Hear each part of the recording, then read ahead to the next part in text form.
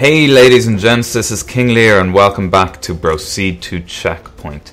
This is going to be a quick rundown of Keeper of the Lake, the new main story dungeon in patch 2.5. I do warn you, there are some minor story spoilers in here. I haven't included any of the cutscenes and things, but if you don't want to learn about the bosses and who the various people involved in the dungeon are, then look away now and you're just gonna have to figure this out yourself like our group did. The final boss is particularly tough. We beat our head against him for about half an hour before we got him down eventually. But aside from that, the dungeon is relatively straightforward, so I'll kick in and give you a quick rundown of the bosses themselves. The first boss is very straightforward, so straightforward that my doorbell rang at the start of the fight and he was half dead by the time I came back. From what I can gather, aside from the usual dodge the AoE attacks that every boss has, this guy has one main mechanic, and that involves the tanks that he drops.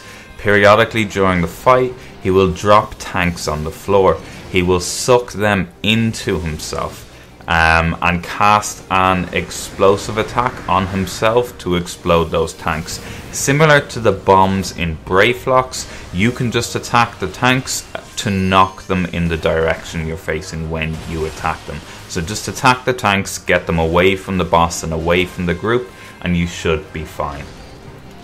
The second boss is a little trickier, but nothing you can't contend with. The first mechanic to be aware of this guy is plumes on the floor. So similar to turn 5, they're just circles of fire which if you stand in them, they damage you. They don't do a huge amount of damage, so don't worry if you get caught in them, you're not going to die immediately. You have time to escape from them.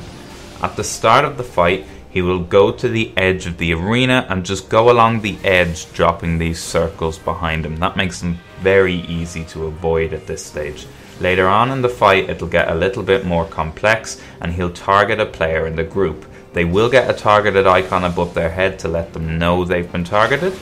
He will then move towards that player, dropping the plumes behind him. All in all, they're just circles on the floor to avoid.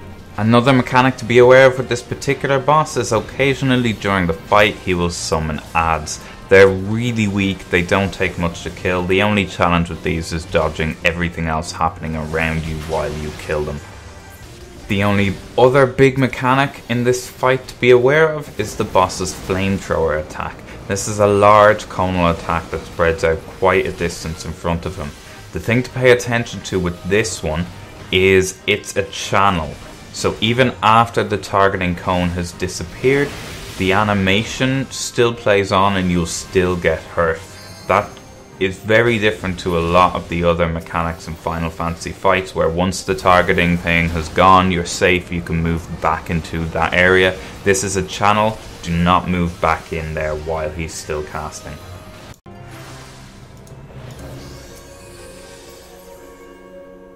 The final boss is a tough one, and this is the one we beat our heads against for a little while. You begin the fight attacking the boss's head. At this point he'll cast a couple of AoEs. One of them is a targeted one. The others, as you see on screen now, are crisscross ones. These follow the same pattern every time and continues throughout the fight, so pay attention to them. After a while, the boss will reactivate one of the dead dragons in front of him. At this point, he becomes invulnerable, so you need to switch from the dragons. The AoEs will continue while you do this, so you have to watch out for them and the dragon's mechanics at the same time. The first dragon will deal a large amount of damage to anyone in front of him, so you want to tank these guys facing away from the group. They will also deal a targeted one, which is pretty easy to get out of and pretty easy to avoid. While this is going on, the boss is still doing his.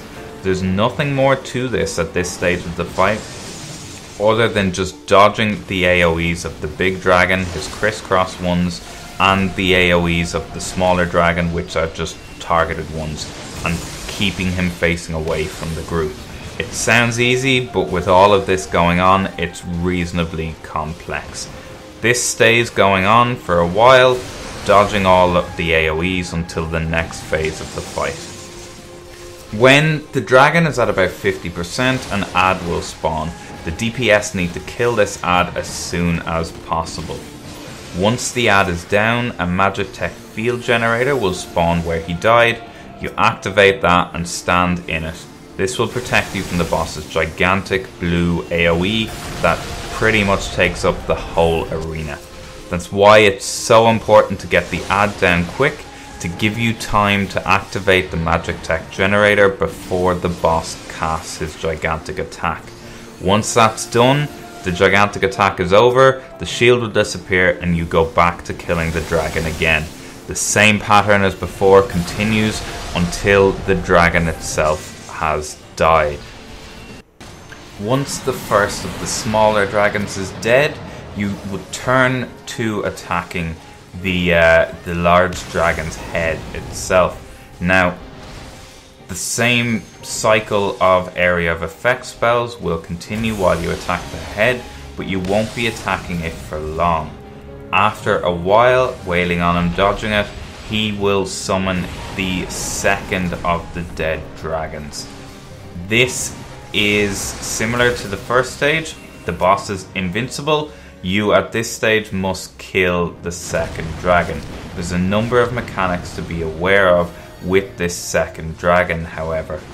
The first mechanic to be aware of is that he will cast Gravel Rain. It's a simple AoE attack around him that you just have to avoid. Just get out of it. If you're hit by it, it will slow you, so try and avoid it, but it is literally a circle to escape from. You should be fine. The boss will also summon fire on the ground. If you look at this, it's in 3 waves. There's an inner circle and then 2 outer circles around that. Each one explodes separately. The inner circle going first, then the second, and then the outside circle. The easiest way to avoid this is just to get out of the fire completely. However, if you want to do like on the bombs on Titan and jump into the first circle after the second one has exploded, you do just about have time. Once this dragon is at 50%, the same thing as last time will happen.